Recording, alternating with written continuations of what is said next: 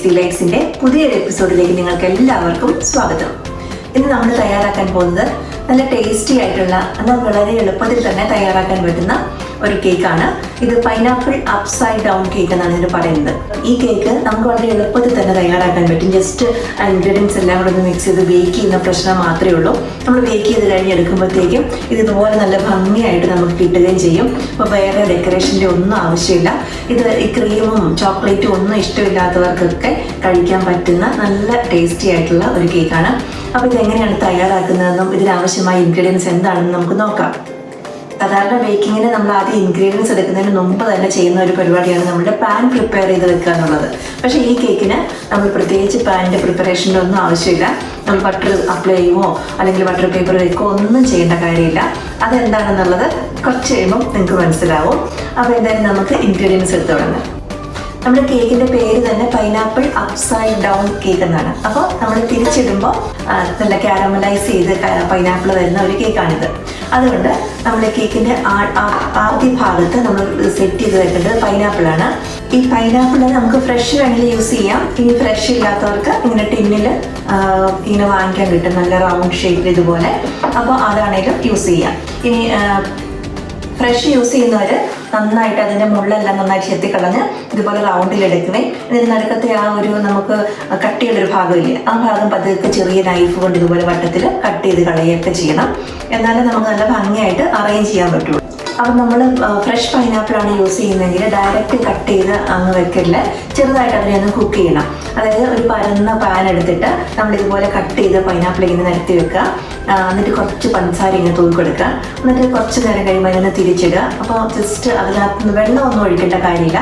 ഈ pineapple already വെള്ളമുണ്ട്. ആ വെള്ളം ഇറങ്ങി ഈ പഞ്ചസാരയൊക്കെ ആയിട്ട് ചേർന്ന് അതൊന്ന് ചെറുതായിട്ട് ഒരു ഹാഫ് കുക്കായിട്ട് കിട്ടും. അപ്പോൾ അങ്ങനെയുള്ള പൈനാപ്പിൾ വേണം യൂസ് ചെയ്യാൻ. അപ്പോൾ ഇത് ടിന്നിൽ വന്നതായതുകൊണ്ട് ഇതിനെ ഒന്നും ചെയ്യേണ്ട കാര്യമില്ല. ഇങ്ങനെ എടുത്ത് നമ്മൾ അറേഞ്ച് ചെയ്താൽ മതി. ആദ്യം നമ്മൾ ഈ കേക്ക് ഉണ്ടാക്കാനായിട്ട് ആദ്യം നമ്മൾ ചെയ്യേണ്ടത് ഇതിൻ്റെ ടോപ്പിങ്. കേക്കിൻ്റെ ടോപ്പിംഗ് എന്ന് പറയുമ്പോൾ കേക്ക് പാനിൻ്റെ ബേസിൽ നമ്മൾ പൈനാപ്പിൾ അറേഞ്ച് ചെയ്യുക എന്നുള്ളതാണ്. അപ്പോൾ അതിന് വേണ്ടിയിട്ട് കുറച്ച് ബട്ടറും ബ്രൗൺ ഷുഗറും കൂടി നമുക്ക് ആവശ്യമുണ്ട്. ഇതിവിടെ ഞാൻ എടുത്തേക്കുന്നത് ബ്രൗൺ ഷുഗറാണ്. ഈ ബ്രൗൺ ഷുഗർ നിർബന്ധമൊന്നുമില്ല, സാധാരണ ഷുഗർ ആണെങ്കിൽ നമുക്ക് യൂസ് ചെയ്യാം. സാധാരണ ഷുഗർ നന്നായിട്ട് കാരമലൈസ് ചെയ്ത് വരികയൊക്കെ ചെയ്യും. പക്ഷേ എന്നാലും ബ്രൗൺ ഷുഗർ യൂസ് ചെയ്യുവാണെങ്കിൽ നമ്മുടെ ഈ കേക്കിന് ഒരു പ്രത്യേക ടേസ്റ്റ് കൂടുതൽ വരും. അപ്പോൾ ഇവിടെ ഞാൻ എടുത്തേക്കുന്നത് 30 ഗ്രാം, അതായത് ഒരു 1.5 ടേബിൾ സ്പൂണോളം ബ്രൗൺ ഷുഗറാണ്.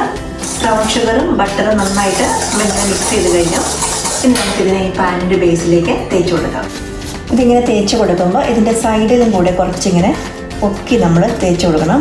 അപ്പോൾ അത് ആ കാരമലൈസ് ചെയ്ത് ആ പൈനാപ്പിളിനെ നന്നായിട്ട് ഹോൾഡ് ചെയ്യാൻ വേണ്ടിയാണ് നമ്മളിങ്ങനെ ചെയ്യുന്നത്.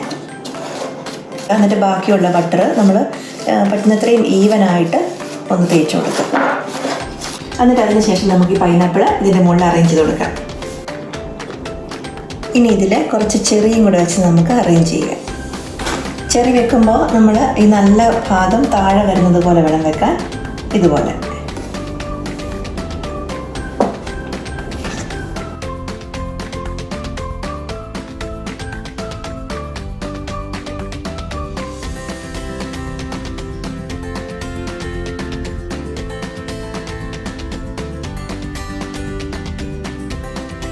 ഈ കേക്കിന് നമ്മൾ ഇങ്ങനെയാണ് പാൻ സെറ്റ് ചെയ്ത് റെഡിയാക്കുന്നത്. ഇനി നമ്മൾ ബാറ്റർ പ്രിപ്പയർ ചെയ്ത് ഇതിൻ്റെ മുകളിലേക്ക് ഒഴിച്ചെടുക്കുകയാണ് ചെയ്യുന്നത്.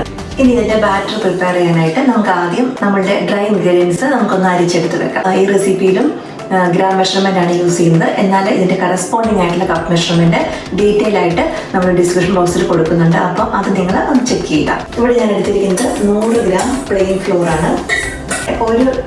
ഒരു teaspoon baking powder, 1 teaspoon baking soda,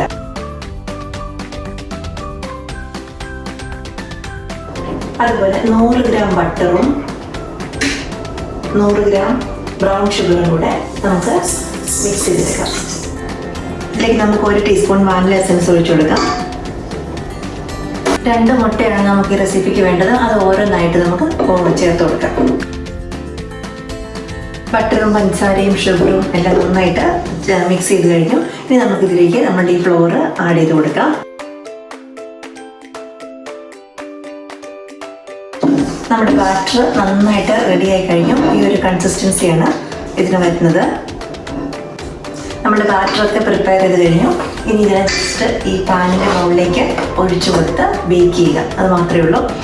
അപ്പോൾ ഇത് എത്ര എളുപ്പത്തിൽ നമുക്ക് ചെയ്തെടുക്കാൻ പറ്റുന്ന ഒരു കേക്കാണ് അല്ലേ. അപ്പോൾ നമുക്കിതിനെ ഒരു കാര്യം ശ്രദ്ധിക്കാനുണ്ട്. നമ്മൾ ഇങ്ങനെ ബാറ്റർ ഒഴിച്ചു കൊടുക്കുമ്പോൾ നമ്മൾ ഈ അറേഞ്ച് ചെയ്ത് വെച്ചേക്കുന്ന ആ ചെവിക്കൊന്നും ഒരു മാറ്റമൊന്നും ഉണ്ടാകാതിരിക്കാൻ ശ്രദ്ധിക്കണം. അപ്പോൾ പതുക്കെ ഒഴിച്ചു കൊടുത്തിട്ടൊന്ന് സൂക്ഷിച്ച് വേണം ഇതിന് ലെവൽ ചെയ്യാനായിട്ട്. സാധാരണ പാനിൽ നമ്മൾ ഫില്ല് ചെയ്തതിന് ശേഷം 1-2 തവണ ടാപ്പ് ചെയ്താൽ മതി. പക്ഷേ ഇതിൻ്റെ പൈനാപ്പിളിൻ്റെയും ചെറുതൊക്കെ ഇടയ്ക്ക് നന്നായിട്ട് ഇത് ഇറങ്ങി പോകേണ്ടതുണ്ട് ഈ ബാറ്റർ. അപ്പോൾ അതുകൊണ്ട് നമ്മളൊരു 3-4 തവണ എക്സ്ട്രാ ഒന്ന് ടാപ്പ് ചെയ്യണം. എന്നിട്ട് ഇതിനെ നമുക്ക് 180 ഡിഗ്രിയിൽ പ്രീഹീറ്റ് ചെയ്ത ഓവനിൽ ഒരു 28 മുതൽ 30 മിനിറ്റ് വരെ ബേക്ക് ചെയ്തെടുക്കാം. ഓവൻ പ്രീഹീറ്റ് ചെയ്തതിനെ കുറിച്ച് കുറച്ച് പേര് ചോദിച്ചിട്ടുണ്ട്. ചില ഓവനുകൾ ഓട്ടോമാറ്റിക് പ്രീഹീറ്റ് ആണ്. അതായത് നമ്മൾ ടെമ്പറേച്ചർ സെറ്റ് ചെയ്ത് വെച്ചാൽ മതി, അപ്പോൾ അത് ഓട്ടോമാറ്റിക്കായിട്ട് പ്രീഹീറ്റ് ആയിക്കോളും. അല്ല എന്നുണ്ടെങ്കിൽ നമ്മളൊരു 5 മുതൽ 8 വരെ ഉള്ള മിനിറ്റ് നമ്മൾ പ്രീഹീറ്റ് ചെയ്താൽ മതിയാവും. എല്ലാ ഓവനും പ്രീഹീറ്റ് ചെയ്യണം എന്നുള്ളത് നിർബന്ധമാണ്. ഇപ്പം നമ്മൾ കടായിലാണ് ചെയ്യുന്നതെങ്കിൽ നമ്മൾ കടായി കുറച്ച് നേരം ചൂടാക്കി എടുക്കുമല്ലോ. പിന്നെ ഈ കേക്ക് ഓവൻ ഇല്ലാതെയും കടായിലും ചെയ്തെടുക്കാവുന്നതേ ഉള്ളൂ. അപ്പോൾ ഓവൻ വേണമെന്ന് നിർബന്ധമൊന്നുമില്ല. ഇവിടെ നമ്മൾ ശ്രദ്ധിക്കേണ്ട ഒരു കാര്യം കൂടിയുണ്ട്. നമ്മളുടെ ഈ കേക്ക് ബേക്ക്ഡ് ആയിട്ട് നമുക്ക് കിട്ടിക്കഴിഞ്ഞാൽ ഉടനെ തന്നെ നമ്മൾ പാനിൽ നിന്ന് മാറ്റരുത്. അത് ആ പാനിൽ തന്നെ ഇരുന്ന് അതിൻ്റെ ചൂടൊക്കെ നന്നായിട്ട് മാറിയതിന് ശേഷം മാത്രമേ ഇതിനെ അപ്സൈഡ് ഡൗൺ ചെയ്യാവുള്ളൂ. അങ്ങനെയാണെങ്കിൽ നിങ്ങൾക്ക് നന്നായിട്ട് ഇത് കിട്ടത്തുള്ളൂ. ഇല്ലെങ്കിൽ ചിലപ്പം ഈ പൈനാപ്പിളൊക്കെ ഈ പാനിൽ തന്നെ പറ്റിയിരിക്കാനും ബാക്കി കേക്കിൻ്റെ കുറേ ഭാഗം മാത്രമായിട്ട് മറിഞ്ഞു വരാനൊക്കെയുള്ള സാധ്യതകളുണ്ട്. അപ്പോൾ അത് പ്രത്യേകം ശ്രദ്ധിക്കുക. 20 മിനിറ്റെങ്കിലും ഈ കേക്ക് പാനിൽ തന്നെ ഇരുന്നതിന് ശേഷം വേണം നമ്മൾ ഡീമോൾഡ് ചെയ്യാനായിട്ട്. നമ്മുടെ കേക്ക് ചെറുതായിട്ട് ഒന്ന് തണുത്തിട്ടുണ്ട്. ഒരു 20 മിനിറ്റോളം ആയത് അതിനകത്ത് എടുത്ത് പുറത്ത് വെച്ചിട്ട് ഇനി ഒരു നൈഫുണ്ട്, ഇതിൻ്റെ സൈഡിൽ ഇങ്ങനെ ഒന്ന് പാസ് ചെയ്യിപ്പിച്ചിട്ട് നമുക്ക് ഇതിനെ അപ്സൈഡ് ഡൗൺ ചെയ്യാം.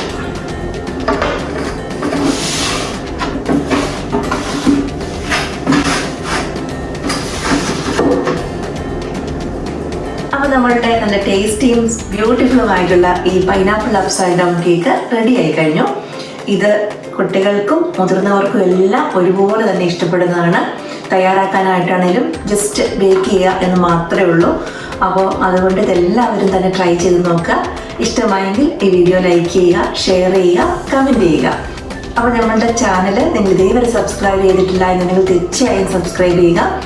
പുതിയ പുതിയ കേക്ക് റെസിപ്പികളുമായിട്ടും കേക്ക് ഡെക്കറേഷൻ വീഡിയോസൊക്കെ ആയിട്ട് ഞങ്ങൾ ഇനിയും വരും. എല്ലാവർക്കും നന്ദി.